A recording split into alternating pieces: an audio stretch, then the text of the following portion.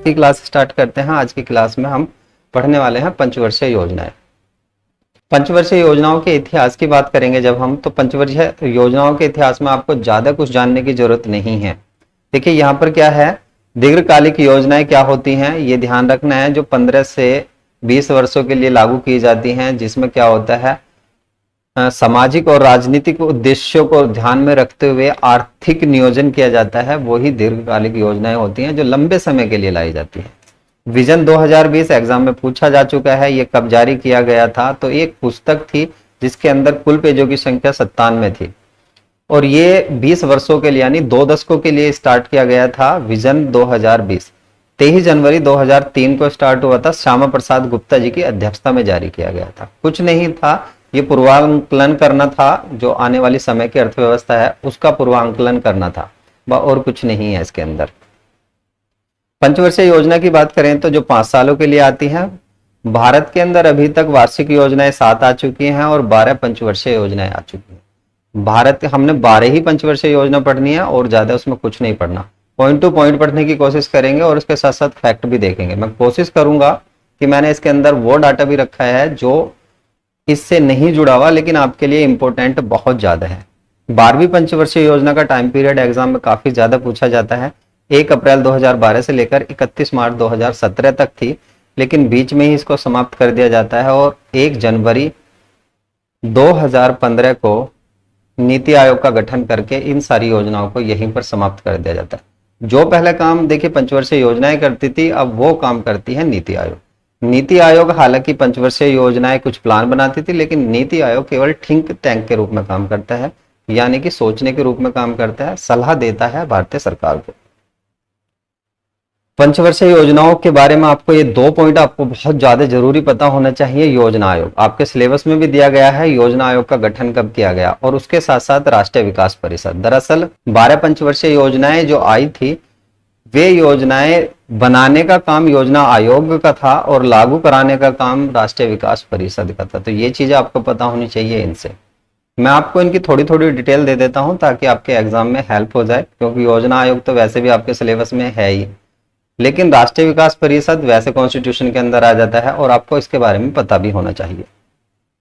सबसे पहले योजना आयोग की बात करते हैं तो इसका गठन किया गया था 15 मार्च 1950 में। इंपोर्टेंट है, ये इंपोर्टेंट करके चलेंगे आप।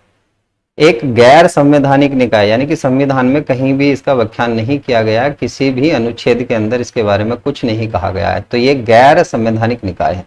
1 जनवरी 2015 को योजना आयोग की जगह नीति आयोग का गठन हो चुका है, ये मैंने अभी बताया ही था आपको। अब देखिए योजना आयोग नहीं है, प्लानिंग कमीशन जो है वो नहीं है, इसकी जगह कौन है, तो नीति आयोग।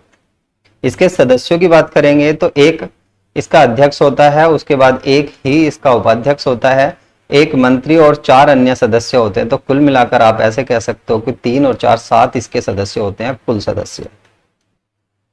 अध्यक्ष इसका कौन होता है, तो वर्तमान प्रधानमंत्री होता था, क्योंकि अब ये नहीं है। ये सारी योजनाएं थामे ही पढ़ेंगे, एग्जाम के अंदर हैं जरूर, लेकिन अब ये मतलब लागू नहीं होती। अब ये सारी चीजें बंद हो चुकी हैं, योजनाएं भी और योजना आयोग भी। पहले अध्यक्ष पंडित जवाहरलाल नेहरू थे, नॉर्मल सी बात है, वो प्रधानमंत्री थे और इसको बनाया गया था कब, 1950 में। तो इसके पहले अध्यक्ष कौन होंगे, पंडित जवाहरलाल नेहरू। नॉर्मली आप थोड़ा सा माइंड लगाओगे तो भी आपका क्वेश्चन ऐसे ही हो जाएगा। अंतिम अध्यक्ष की बात करें तो प्रधानमंत्री नरेंद्र मोदी, क्योंकि इन्होंने ही इसको समाप्त कर दिया था, तो इसी के अध्यक्ष भी यही थे। प्रधानमंत्री ही इसका अध्यक्ष होता है, ये पॉइंट आपने याद रखना है। योजना आयोग के प्रथम उपाध्यक्ष, ये आपके लिए वेरी वेरी इंपॉर्टेंट है, गुलजारी लाल नंदा जी थे और ये इसके प्रथम उपाध्यक्ष थे। नेक्स्ट की बात करते हैं तो राष्ट्रीय विकास परिषद। जैसे मैंने आपको बताया है कि ये दोनों चीजें भी आपको पता होनी चाहिए योजना पढ़ने से पहले। सिलेबस में केवल योजना आयोग है, ये नहीं है, लेकिन ये भी आप पढ़ लोगे तो आपको हेल्प ही होगी, ज्यादा आपका टाइम वेस्ट नहीं होगा। राष्ट्रीय विकास परिषद यानी कि एनडीसी, नेशनल डेवलपमेंट काउंसिल, इसकी स्थापना हुई थी 6 अगस्त 1952 ईस्वी को। अध्यक्ष इसके भी प्रधानमंत्री ही होते हैं, जैसे योजना आयोग के अध्यक्ष प्रधानमंत्री होते हैं, तो वर्तमान प्रधानमंत्री ही इसके भी अध्यक्ष होते हैं। वर्तमान में इसके अध्यक्ष नरेंद्र मोदी जी हैं। हालांकि देखिए, राष्ट्रीय विकास परिषद जब से नीति आयोग बना है तब से राष्ट्रीय विकास परिषद को खत्म करने के बारे में काफी बार कहा जा चुका है। और इसकी अंतिम बैठक भी देखिए 2012 में ही हुई थी। 2012 में जब 12वीं पंचवर्षीय योजना आती है तो उसी के पर्पज से इसकी अंतिम बैठक भी होती है। तो यदि आपसे कभी राष्ट्रीय विकास परिषद की अंतिम बैठक भी पूछ लेता है तो वो भी आपने बतानी है। अंतिम बैठक 2012 में हुई थी, उसके बाद इसकी अभी तक कोई बैठक नहीं हुई है। हालांकि अब इसका कोई खास काम नहीं रहा है और इसीलिए इसको खत्म करने की भी बात कही जा रही है। आगे बात करें, ये गैर संवैधानिक निकाय है। देखिए, एक तो ये गैर संवैधानिक है और उसके संवैधिक निकाय भी नहीं है, यानी कि इसको किसी संसद के बिल के द्वारा भी नहीं बनाया गया था। तो ये दोनों ही नहीं है, ना तो गैर संवैधानिक है, मतलब कि संवैधानिक भी नहीं है और संवैधिक भी नहीं है। संवैधानिक, संविधान के अंदर कहीं पर भी इसका व्याख्यान नहीं किया गया है, और संवैधिक भी नहीं है, यानी कि संसद के द्वारा, कानून द्वारा इसको नहीं बनाया गया। तो दोनों प्रकार से नहीं है, इसलिए इसको खत्म करने की बात भी कही जा रही है। योजना आयोग का अंतिम अनुमोदन, मैंने अभी बताया जितनी भी 12 पंचवर्षीय योजना आई हैं उनका अनुमोदन इसी के द्वारा दिया जाता है, यानी लागू करने का काम एनडीसी का ही था। योजना आयोग के सचिव राष्ट्रीय विकास परिषद के भी सचिव होते हैं, कोई खास नहीं है, स्किप कर सकते हो आप। सदस्यों की बात करें तो आज भी इसके सदस्य पूछे जाते हैं। योजना आयोग का अध्यक्ष तो हमेशा प्रधानमंत्री जी होंगे, जो भी वर्तमान में होंगे। अभी नरेंद्र मोदी जी हैं, भविष्य में कोई और भी हो सकते हैं, और उससे पहले कुछ और भी रहे हैं। सभी राज्यों के मुख्यमंत्री, केंद्र शासित प्रदेशों के प्रशासक, योजना आयोग के सभी सदस्य, जितने भी योजना आयोग में सदस्य होते हैं, केंद्र शासित यूनियन टेरिटरी के जितने भी प्रशासक होते हैं वो इसके सदस्य होते हैं। सभी राज्यों के मुख्यमंत्री होते हैं, जो भी हमारे 28 राज्य हैं उन सब के मुख्यमंत्री राष्ट्रीय विकास परिषद के सदस्य होते हैं। केंद्रीय मंत्रिपरिषद के सभी सदस्य, जो कैबिनेट होता है ना, केंद्रीय मंत्रिपरिषद, जो आपको कितना मिलता है लोकसभा की सीटों का, लोकसभा सीटों का 1/15% मिलता है। यानी कि जितनी सीटें हैं तो कैबिनेट, जितना भी कैबिनेट होता है वो सब इसके सदस्य होते हैं। राज्यपाल इसका सदस्य नहीं होता। वेरी वेरी इंपॉर्टेंट पॉइंट है, एग्जामिनर पूछा जाता है, स्टेटमेंट देता है। 4 स्टेटमेंट में आपको छांटनी होती है कि निम्नलिखित में से कौन सा इसका सदस्य है या नहीं है। तो उम्मीद करता हूं कि ये चीजें आपको समझ में आ रही होंगी। टाइम तो जरूर लगेगा आपका, लेकिन ये जो योजनाएं हैं मैं आपको बहुत ही अच्छे तरीके से करा दूंगा। तो यहां से स्टार्ट हो जाती हैं आपकी पंचवर्षीय योजनाएं। 12 पंचवर्षीय योजनाएं हैं। 12 पंचवर्षीय योजनाओं में मैंने सारे पॉइंट वैसे लिख दिए हैं ताकि आपका समय खराब ना हो और बहुत जल्दी से आप इनको समझ भी लो। तो वीडियो मैं बहुत छोटी ही बनाने की कोशिश करूंगा, पता नहीं अभी तो कितनी बनेगी, लेकिन कोशिश मेरी यही रहेगी कि कम से कम समय में मैं सारी चीजें आपको समझा दूं। देखिए, इसका टाइम पीरियड जो होता है 1991 से स्टार्ट होता है और 1956 तक। क्योंकि 5 वर्ष की थी इसलिए कार्यकाल 5 वर्ष का ही रहेगा, लेकिन कुछ योजनाएं आने वाले जब मैं आप जैसे जैसे क्लास आगे बढ़ेगी तब तब मैं आपको बताऊंगा कि कुछ योजनाएं समय से पहले भी खत्म हुई है। मॉडल जो था हैरम डोमर के पर आधारित था, यानी कि ये एक व्यक्ति थे जिन्होंने इनका मॉडल तैयार किया था। वृद्धि दर लक्ष्य ये जीडीपी पर निर्धारित होता था। जो जितनी भी हमारे देश की कमाई होती है, जीडीपी होती है, उस पर निर्धारित होता था। लक्ष्य रखा गया था 2.1%, जीडीपी का 2.1% रखा गया था और 3.6% इसने वृद्धि कर ली थी। यानी कि ये कहें कि लक्ष्य से ज्यादा वृद्धि की थी, यानी कि सफल रही थी ये योजना। बल दिया गया था, बल पूछा जा सकता है आपसे, उद्देश्य पूछा जा सकता है, उद्देश्य और लक्ष्य पूछा जा सकता है। लक्ष्य क्या था, तो तीनों पॉइंट यहाँ बल से ही लिखे जाते हैं। लघु उद्योग एवं कृषि पर बल दिया गया था। ये पॉइंट एग्जाम में पूछा भी जा चुका है कि प्रथम पंचवर्षीय योजना का उद्देश्य क्या था या किस चीज पर बल दिया गया था, किस चीज का लक्ष्य रखा गया था। कार्य की बात करें तो यहाँ पर भाखड़ा नंगल डैम बांध परियोजना बनती है, हीराकुंड डैम परियोजना और मैटूर।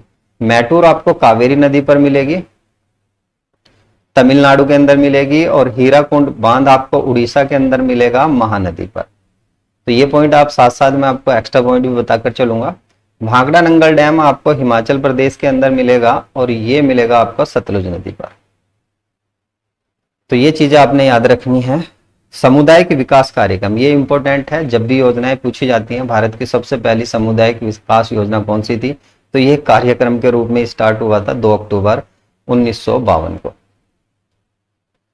नेक्स्ट बात करते हैं सेकंड पंचवर्षीय योजना की। इसका कार्यकाल जो रहा है 1956 से 1961 तक रहा है। मॉडल था प्रशांत चंद्र महालनोबिस के मॉडल पर। इनको पीसी महालनोबिस के नाम से भी जाना जाता है। तो आपने ये चीज याद रखनी है। मॉडल इसका सबसे ज्यादा पूछा जाता है कि इसका मॉडल किस पर निर्धारित था या आधारित था। आर्थिक वृद्धि दर की बात करें तो 4.5% रखी गई थी। ये मैं फिर बता देता हूं, कुछ जीडीपी के आधार पर रखी गई थी। और इसने जो लक्ष्य प्राप्त किया था 4.2 प्राप्त किया था, यानी कि ये अपनी वृद्धि नहीं कर पाई थी, थोड़ा सा कम रह गई थी, जिसकी वजह से ये असफल मानी जाती है। बल की बात करें, यानी कि जो और उद्देश्य या लक्ष्य इसका रखा गया था, भारी उद्योगों पर बल दिया गया था, भारत के अंदर औद्योगिकरण को बढ़ावा दिया गया था। और यहाँ पर आता है आपका राउरकेला, भिलाई, दुर्गापुर इस्पात संयंत्रों की स्थापना होती है। राउरकेला की बात करेंगे तो राउरकेला मिलने वाला है आपको उड़ीसा के अंदर, उड़ीसा जो जर्मनी की सहायता से बनाया गया था। भिलाई मिलेगा आपको छत्तीसगढ़ के अंदर, ये रूस की सहायता से बनाया गया था। और दुर्गापुर मिलेगा आपको पश्चिम बंगाल, पश्चिम बंगाल में, और ये बनाया गया था ब्रिटेन की सहायता से। तो ब्रिटेन की सहायता से ये बनाया गया था। तो ये चीजें आपने याद रखनी है। मैंने एक्स्ट्रा बताया कि एक्स्ट्रा पॉइंट भी आपको बता के चलूंगा जो भी हो सकेगा। घरेलू उद्योगों की रक्षा के लिए आयात पर शुल्क लगाया गया था। यानी भारत के अंदर देखिए पहले अंग्रेजी टाइम पीरियड में जो भी आयात होता था उस पर शुल्क नहीं था। तो यहां से स्टार्ट होती है आयात पर शुल्क। जो भी कोई चीजें भारत के अंदर आएंगी तो उस पर शुल्क लगाया जाने लगा। कारण सिर्फ ये था घरेलू उद्योगों की रक्षा के लिए।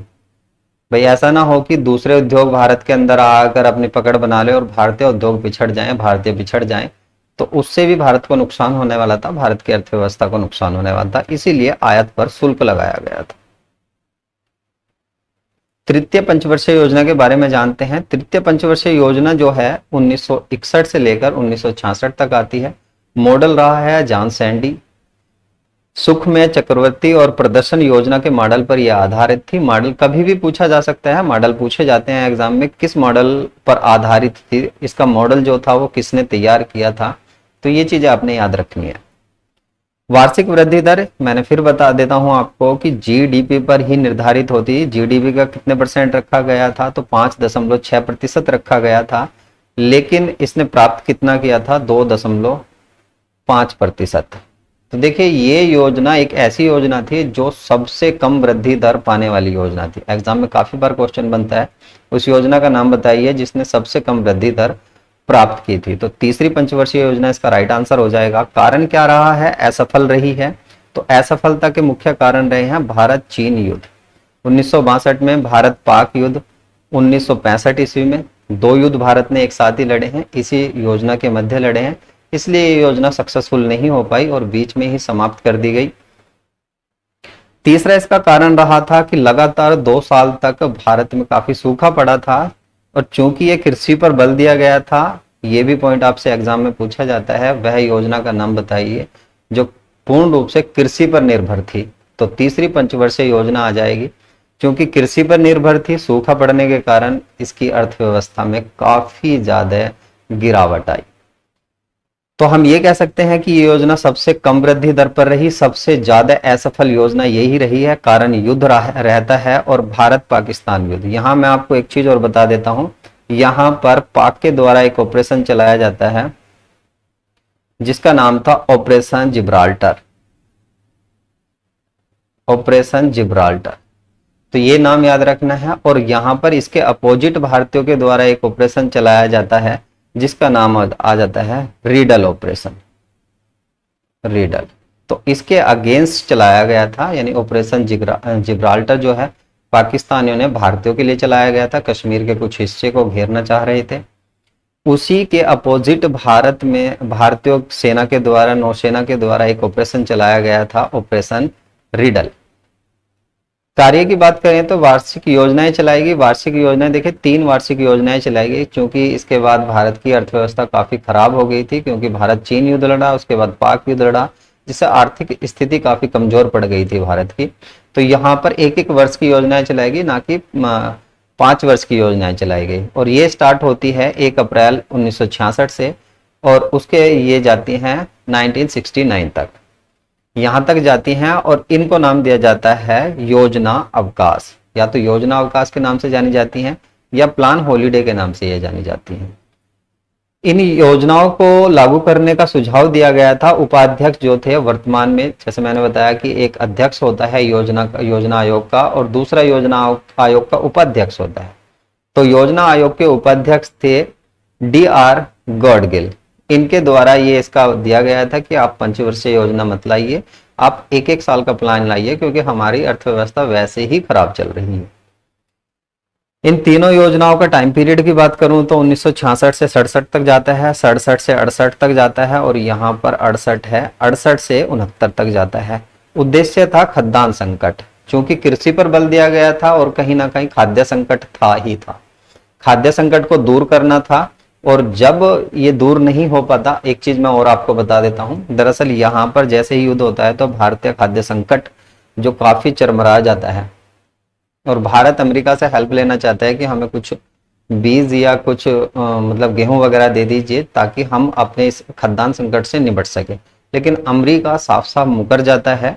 अब इसमें क्या होता है, तो यहाँ पर होती है हरित क्रांति स्टार्ट, और हरित क्रांति की जो शुरुआत होती है 1966-67 में होती है भारत से, लेकिन विश्व स्तर पर जो शुरुआत होती है विश्व स्तर पर 1960 से हो जाती है और ये स्टार्ट होती है नॉर्मन बोरलॉग के द्वारा। भारत में जो हरित क्रांति के जनक माने जाते हैं, ये सारी चीजें हम पढ़ने वाले हैं नेक्स्ट वीडियो में, क्योंकि हरित क्रांति आपके एग्जाम में है भी वैसे भी, तो इसको भी हम नेक्स्ट क्लास में पढ़ेंगे। तीसरी योजना के बाद चौथी योजना आ जाती है, चौथी चतुर्थ पंचवर्षीय योजना। इसका जो टाइम पीरियड रहा है वो 1969 से रहा है, यानी कि 1969 से लेकर 1974 तक रहा है। मॉडल किसने दिया था इसका, तो एलन मान्य के द्वारा दिया गया था और अशोक रुद्र के द्वारा ये मॉडल दिया गया था, जो आपको पता होना चाहिए। मॉडल मैं सभी के बता रहा हूं क्योंकि मॉडल एग्जाम के अंदर पूछे जाते हैं, हालांकि ये इतना इंपॉर्टेंट मॉडल नहीं है तो आप इसको स्किप भी कर सकते हो पैट के एग्जाम के लिए। लेकिन यदि आप किसी और एग्जाम में बैठना चाह रहे हैं जहां पर योजनाएं पूछी जाती हैं तो वहां पर आपके लिए इंपॉर्टेंट है। ग्रुप डी देखिए योजनाएं पूछ रहा है, अभी ग्रुप डी के जो एग्जाम चल रहे हैं तो उसमें योजनाएं पूछी जा रही हैं, तो आपको ये चीजें पता होनी चाहिए। वृद्धि दर जीडीपी पर रखी गई थी 5.5% और ये इसने प्राप्त किया था केवल कितना 3.6%। कारण क्या रहा था, असफल रही थी ये योजना, कारण रहा था भारत पाकिस्तान युद्ध 1971 वाला। देखिए इससे पहले भारत पाकिस्तान का युद्ध 1965 में हुआ, 71 में हुआ और उसके बाद होता है 1999 ईस्वी में, जो कारगिल के युद्ध के नाम से जाना जाता है। तो ये तीनों युद्ध आपने याद रखने हैं, कभी भी एग्जाम में पूछ लेता है। यहां क्या स्थिति बनी थी भारत पाकिस्तान, दरअसल भारत सीधा सीधा पाकिस्तान से नहीं लड़ना चाहता था। पाकिस्तान जो है वो बांग्लादेश को पृथक राष्ट्र के रूप में दर्जा नहीं दे रहा था।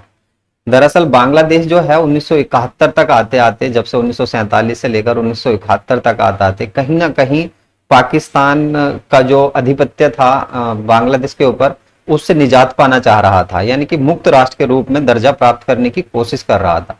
इसी जो आक्रोश को खत्म करने के लिए पाकिस्तान की सेना के द्वारा यहां पर एक ऑपरेशन चलाया जाता है। ऑपरेशन का नाम था सर्च लाइट। ध्यान रखना ये ऑपरेशन पाकिस्तान के द्वारा चलाया गया। इसके अगेंस्ट लाइट, एक मिनट और लिख देता हूं, लाइट, इसके अगेंस्ट भारतीय सेना के द्वारा, भारतीय सेना का जो ऑपरेशन था ये था ऑपरेशन ट्राइडेंट।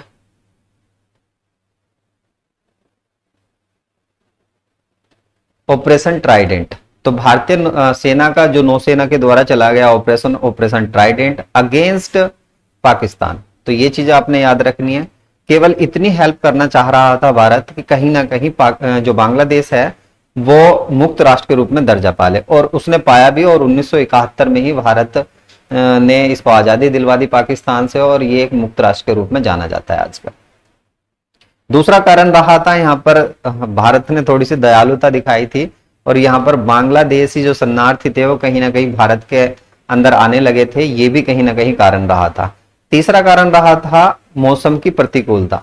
इससे पहले भी मैंने आपको बताया सूखा पड़ा था और यहाँ पर भी मौसम इतना अच्छा नहीं रहा था, जिससे फसल वगैरह अच्छी नहीं हुई थी और काम वैसे उद्योग वगैरह भी ठप हो गए थे।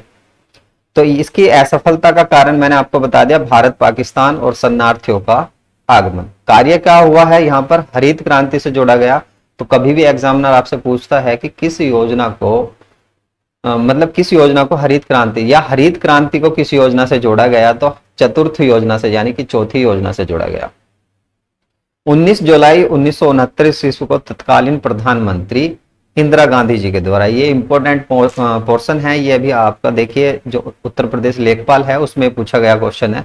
14 बड़े बैंकों का राष्ट्रीयकरण किया गया, यानी कि जो प्राइवेट बैंक थे उसमें 50% से ज्यादा हिस्सेदारी जो हो जाएगी वो भारत सरकार की हिस्सेदारी थी, इसी को राष्ट्रीयकरण कहा जाता है। तो 14 बड़े बैंकों का राष्ट्रीयकरण किया गया था चौथी पंचवर्षीय योजना में।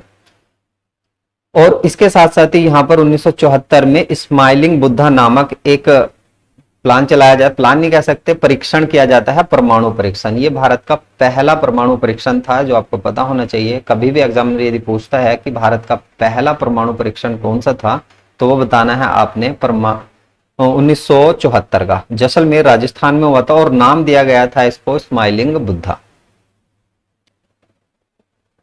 इसके बाद आ जाती है पांचवी पंचवर्षीय योजना। पांचवें पंचवर्षीय योजना का जो कार्यकाल रहा था 1974 से लेकर 1978 तक रहा था।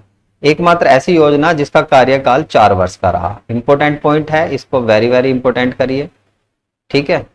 क्यों? क्योंकि देखिए यहां पर जो होगा, अब जहां तक 1947 से 1974 तक जो सत्ता थी उसका परिवर्तन होना स्टार्ट हो जाएगा।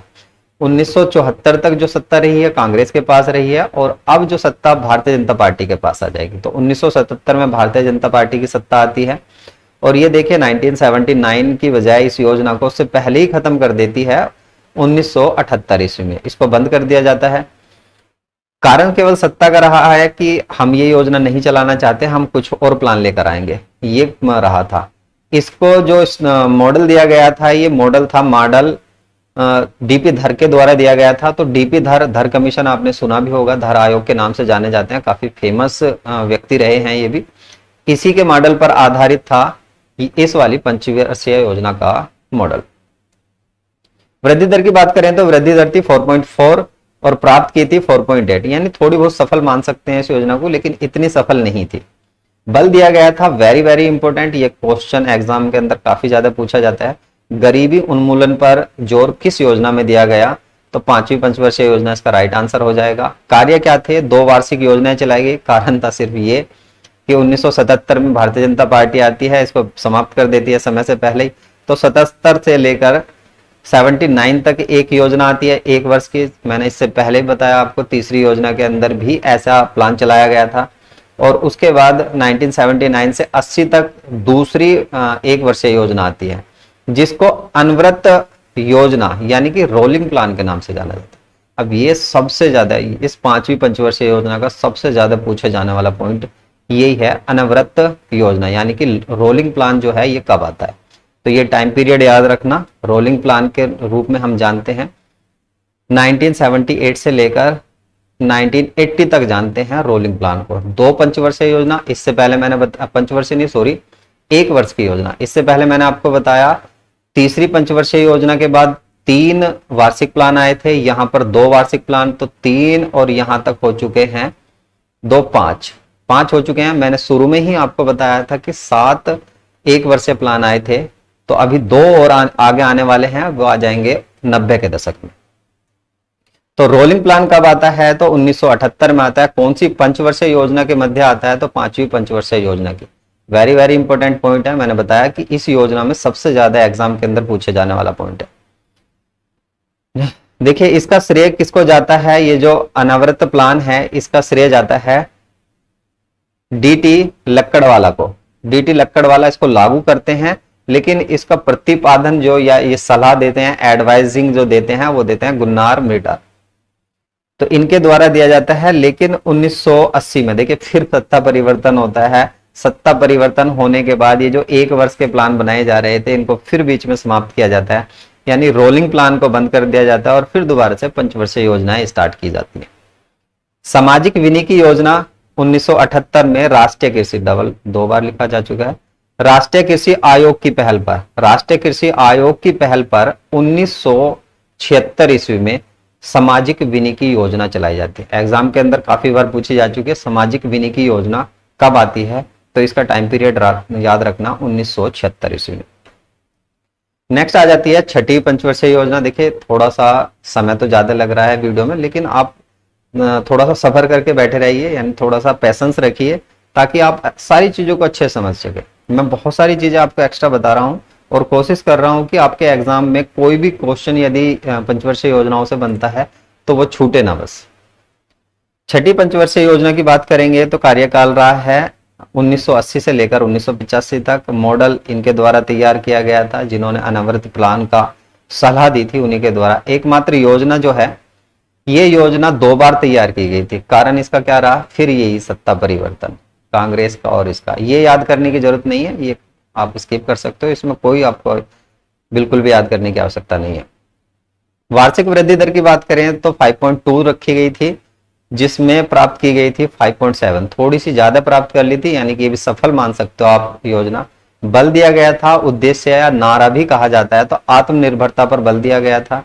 कार्यों की बात करें 15 अप्रैल 1980 को फिर दोबारा से प्रधानमंत्री इंदिरा गांधी के द्वारा 6 बड़े बैंकों का, इससे पहले देखिए चौथी जो 4th नंबर की प्लानिंग कमीशन था, सॉरी योजना थी, उसके द्वारा 14 बड़े बैंकों का राष्ट्रीयकरण किया गया था। और यहां पर छठी में उसके बाद फिर 6 बड़े बैंकों का राष्ट्रीयकरण किया गया। तो 2 बार राष्ट्रीयकरण हुआ है और एक बार 2019 में भी राष्ट्रीयकरण हो चुका है। मूल्य निरंतरण को समाप्त करके आर्थिक उदारीकरण की शुरुआत, तो ये पॉइंट पूछा जाता है, आर्थिक उदारीकरण की शुरुआत किस योजना में होती है, छठी पंचवर्षीय योजना में। नेहरूवादी समाजवाद का अंत किस योजना के बाद होता है, तो छठी पंचवर्षीय योजना के बाद होता है।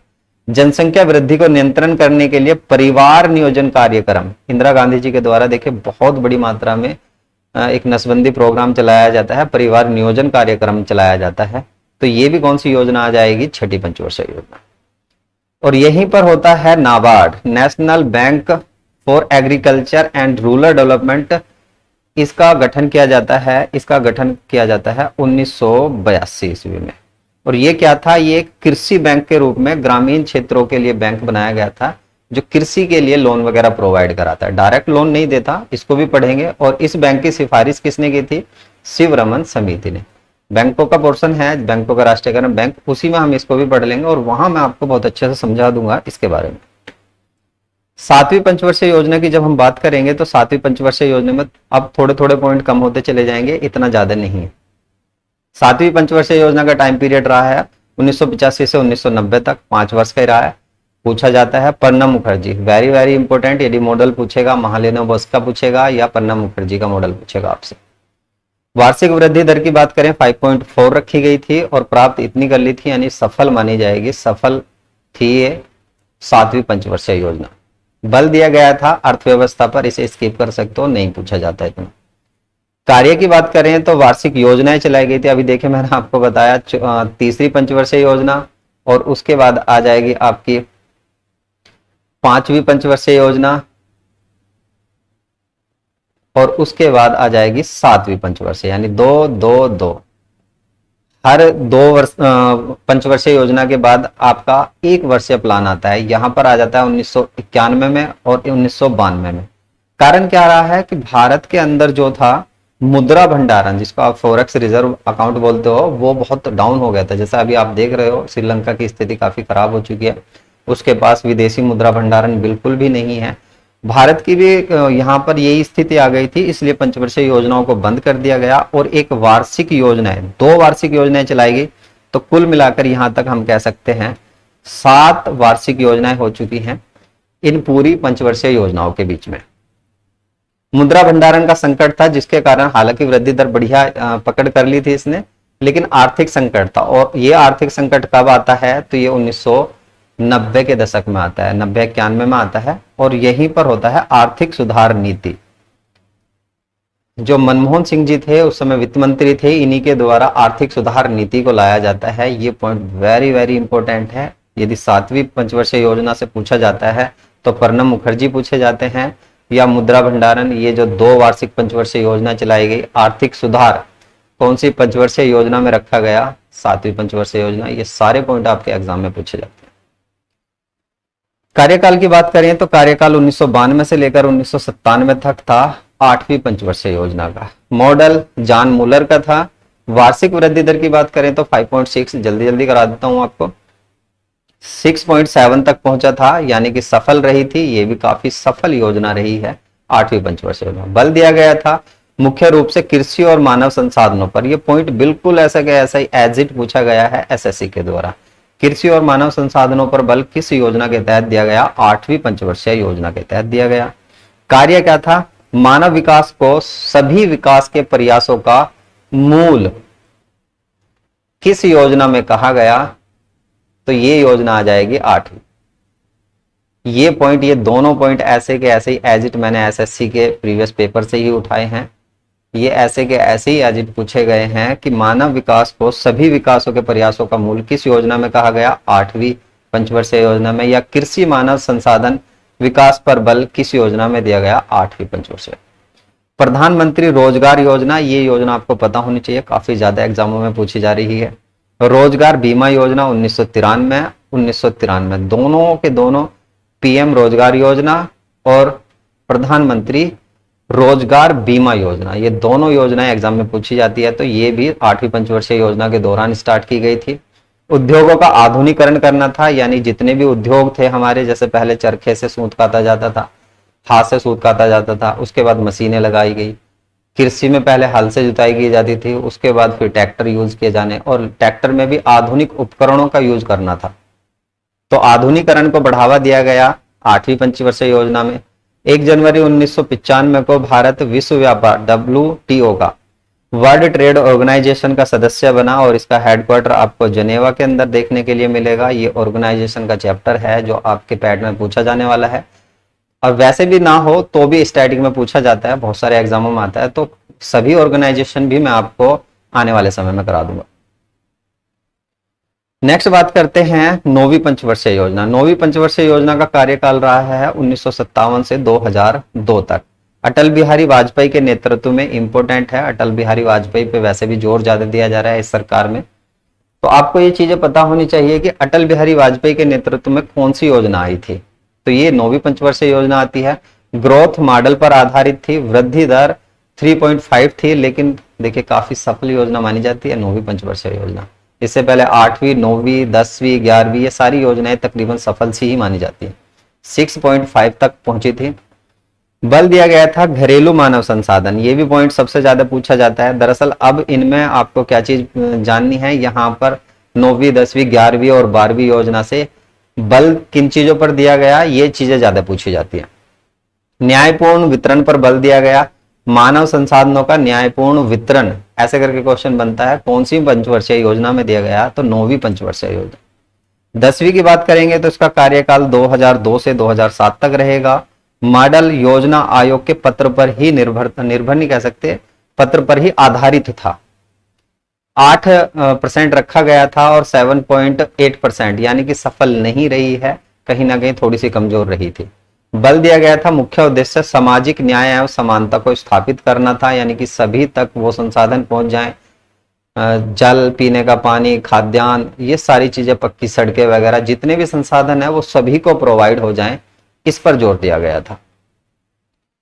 सभी गांवों को 2022 तक पीए जल उपलब्ध कराना था, तो इसमें एक लक्ष्य रखा गया था, सभी गांवों को 2022 तक पीए जल, जो पीने वाला पानी है, वो उपलब्ध कराना था। तो एग्जाम ने यदि कभी भी आपसे क्वेश्चन बनाता है कि उस योजना का नाम बताए जिसमें 2012 तक सभी को स्वच्छ पीने का पानी उपलब्ध कराना था, तो योजना हो जाएगी 10वीं। वैसे आपको एक चीज और बता दूं, हर घर जल का जो लक्ष्य रखा गया, स्वच्छ पानी के पीने का जो लक्ष्य रखा गया है, वे रखा गया है 2024, यानी कि सभी के घर तक हो जाएगा पानी पीने का पानी प्रोवाइड हो। और इसमें जो लक्ष्य रखा गया है वो 55 लीटर का रखा गया, 55 लीटर जल प्रत्येक को पीने का मिलेगा। और इसमें प्रथम राज्य जो रहा है, जिसने इस अचीवमेंट को पहले ही प्राप्त कर लिया, अभी 2024 दूर है लेकिन उससे पहले ही अचीवमेंट कर लिया, तो ये आ जाएगा आपका गोवा। गोवा के बाद देखिए पुडुचेरी भी है, तेलंगाना भी है, और पंजाब ने भी देखिए अभी 2022 में इसके लक्ष्य को पूरा करने का लक्ष्य रखा है। कार्य इसमें कुछ नहीं है, बस इसके बाद 10वीं पंचवर्षीय योजना पढ़ते हैं। 10वीं के बाद 11वीं पंचवर्षीय योजना हो जाएगी। 11वीं पंचवर्षीय योजना की जब हम बात करेंगे तो 7 से लेकर 12 तक आती है। मॉडल था सी रंगराजन, इंपोर्टेंट मॉडल है, ये पूछे जाते हैं। वार्षिक वृद्धि दर 9 रखी गई थी, प्राप्त की थी 8। अब देखिए यहां पर एक पॉइंट सबसे ज्यादा इंपॉर्टेंट ये है कि देखिए आज तक भी किसी भी 11, अभी देखिए मैं आपको 10 पंचवर्षीय योजना पढ़ा चुका हूं, किसी भी पंचवर्षीय योजना की वृद्धि दर 9 नहीं रखी थी और ना ही कोई 8 तक पहुंची थी। हालांकि ये देखिए अपनी वृद्धि दर को प्राप्त नहीं कर पाई थी, लेकिन फिर भी सभी योजनाओं में सबसे ज्यादा वृद्धि दर इसने प्राप्त कर ली थी। तो यदि आपसे पूछा जाता है कि किस योजना में सबसे ज्यादा वृद्धि दर प्राप्त हुई है, तो वो 11वीं पंचवर्षीय योजना आ जाएगी। बल दिया गया था तीव्रतम समावेशी विकास और शिक्षा पर बल दिया गया था, दोनों चीजों पर, समावेशी विकास और शिक्षा पर। शिक्षा के लिए देखिए 2009 में यहां पर एक अधिनियम लाया जाता है जिसे शिक्षा का अधिकार नियम कहा जाता है, लागू होता है 2010 में। 6 से 14 वर्ष तक के लिए फ्री शिक्षा का प्रावधान किया गया था, निःशुल्क शिक्षा और अनिवार्य शिक्षा। और इसके लिए कॉन्स्टिट्यूशन के अंदर संविधान संशोधन किया गया, 21 कै जोड़ा गया भाग 3 के अंदर। इसको मौलिक अधिकार बना दिया गया कि एक बच्चे को पढ़ने का अधिकार है और उसकी उम्र 6 से 14 हो जाएगी। उसके बाद 2009 तक सभी को स्वच्छ और पेयजल प्राप्त करने पर बल दिया गया। देखिए इससे जो पहली योजना आई थी उसमें 2012 तक सभी को कहा था, लेकिन इसमें ये लक्ष्य रखा था कि हम 2009 तक, 12 तक तो ज्यादा टाइम हो जाएगा, उससे पहले ही हम सभी को पेयजल प्राप्त करा देंगे। पर्यावरण स्थिरता और लैंगिक असमान था, जो जेंडर गैप है उसकी असमानता को कम करना था, और पर्यावरण कहीं ना कहीं जो औद्योगिकरण से खराब हो रहा है उसको ठीक रखना था। 12वीं पंचवर्षीय योजना की बात करें तो इसका कार्यकाल हो जाएगा 1 अप्रैल 2012 से लेकर 31 मार्च 2017 तक। ये मैंने पहले भी बता दिया था, ये लास्ट योजना है इसलिए इसका टाइम पीरियड पूछा जाता है। पहली पंचवर्षीय योजना जो स्टार्ट होती है उसका टाइम पीरियड पूछा जाता है। वृद्धि दर 8%, क्योंकि इसका आगे डाटा नहीं था इसलिए इसका आगे पूछा भी नहीं जाता। कारण क्या था, नीति आयोग आ जाता है, नीति आयोग, और 1 जनवरी 2015 को नीति आयोग का गठन हो जाता है और इस योजना को बीच में ही समाप्त कर दिया जाता है। बल किस चीज पर दिया गया था, तीव्र, धारणीय और अधिक समावेशी विकास पर जोर दिया गया था। देखिए इससे पहले मैं आपको दिखाता हूं, यहां पर भी समावेशी विकास पर, लेकिन यहां पर जो है तीव्र, धारणीय, समावेशी विकास पर जोर, दोनों पे समान चीजें थी। कार्य की बात करें तो 50% ग्रामीणों को निर्मल ग्राम स्तर प्राप्त कराना था, यानी कि दर्जा देना था, और 90% भारतीय परिवारों को, जो परिवार है, पर्सन को नहीं, जनसंख्या को नहीं, परिवारों को बैंकिंग सुविधा से जोड़ना था। तो ये इस 12वीं पंचवर्षीय योजना की कुछ क्वालिटी थी जो एग्जाम के अंदर पूछी जाती है। बस लास्ट में जो रह जाता है इसका, इसके बाद ये वीडियो खत्म हो जाएगी। बहुत छोटा सा पॉइंट है नीति आयोग। नीति आयोग की जब मैं बहुत जल्दी जल्दी करके समझा देता हूं क्योंकि वीडियो पहले ही काफी ज्यादा लंबी हो चुकी है। नीति आयोग की बात करें तो यहाँ पर फुल फॉर्म पूछी जाती है, national institution for transforming India. इसकी फुल फॉर्म है, हिंदी में रूपांतरण संस्थान के रूप में जानी जाती है, राष्ट्रीय भारतीय रूपांतरण संस्थान। गठन मैंने आपको बता ही दिया, अब तक तो याद भी हो गया होगा क्योंकि कई बार मैं बता चुका हूं। मुख्यालय आ जाएगा आपका दिल्ली के अंदर। अध्यक्ष वर्तमान प्रधानमंत्री जो भी होंगे, वर्तमान में कौन हो जाएंगे तो पीएम मोदी जी हो जाएंगे वर्तमान में इसके अध्यक्ष। वर्तमान सीईओ की बात करें तो परमेश्वरन अय्यर हो जाएंगे और वर्तमान उपाध्यक्ष सुमन बेरी आ जाएंगे। एक गैर संवैधानिक निकाय है, संवैधानिक नहीं है, यानी कि संविधान के अंदर नहीं कहीं पर भी इसका व्याख्यान किया गया। नॉर्मल रूप से कह सकते हैं कि इसको गैर संवैधानिक का दर्जा दिया गया है। नीति आयोग के सदस्यों की बात करें तो प्रधानमंत्री होता है, राज्यों और केंद्र शासित प्रदेशों के मुख्यमंत्री होते हैं, जैसे दिल्ली है और पुडुचेरी है, और उसके बाद जम्मू कश्मीर में मुख्यमंत्री बनेंगे अब। तो ये सब इसके सदस्य होते हैं। केंद्र शासित प्रदेशों के उपराज्यपाल और प्रशासक इसके सदस्य होते हैं। चीफ एग्जीक्यूटिव ऑफिसर इसके सदस्य होते हैं। 5 पूर्वकालिक सदस्य, ये पॉइंट इंपॉर्टेंट है। कितने नीति आयोग के अंदर कितने पूर्वकालिक सदस्य होते हैं तो 5। और पादेन सदस्यों की बात करेंगे तो पादेन सदस्य होते हैं 4। और ये कौन होते हैं तो ये आपका जैसे गृह मंत्रालय आ जाता है उससे होते हैं, एक रक्षा मंत्रालय हो जाता है, वित्त मंत्रालय हो जाता है, और ग्रामीण मंत्रालय इसके अंदर आ जाता है। तो इन मंत्रालयों से होते हैं 4 पादेन सदस्य। जिन जिन के पास ये मंत्रालय होता है वे इसके सदस्य होते हैं। 4 पादेन सदस्य, 5 पूर्वकालिक सदस्य। काम इसका कुछ नहीं है, केवल चीजों को सोचना है, यानी कि बौद्धिक संस्थान के रूप में काम करती है, पॉलिसी थिंक टैंक के रूप में काम करती है। योजनाओं को सोचती है, कार्यों को सोचती है और भारत सरकार को बताती है। उसके बाद भारत सरकार उसको माने या ना माने वो भारत सरकार पर निर्भर करता है, लेकिन योजनाओं को लागू करने का काम नीति आयोग का नहीं है। तो बस इस वीडियो में इतना ही। पीडीएफ आपको टेलीग्राम ग्रुप पर मिलेगा। चैनल को सब्सक्राइब कर लें, अच्छे से आपकी समझ में आ गया हो, वैसे यहाँ तक आए हो तो समझ में आ भी गया होगा। चैनल को सब्सक्राइब कर लें, लाइक शेयर या कमेंट ये आपकी खुद की रिस्पॉन्सिबिलिटी है, आपने करना है या नहीं करना है। Thank you for watching. मिलता हूँ नेक्स्ट वीडियो में। धन्यवाद।